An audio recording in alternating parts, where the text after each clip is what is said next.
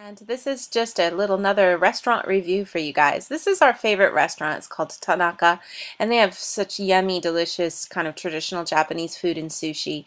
These are just some quick shots of the kids' meals that my daughters got.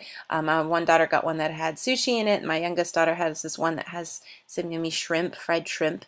And then this is sort of a look at what my husband had. It's a sort of a seasonal kind of meal. You can see lots of different things. There's a little bit of chicken, some shrimp, and some soup, all sorts of different yummy stuff here, and also had some sashimi or kind of a sushi and some tofu.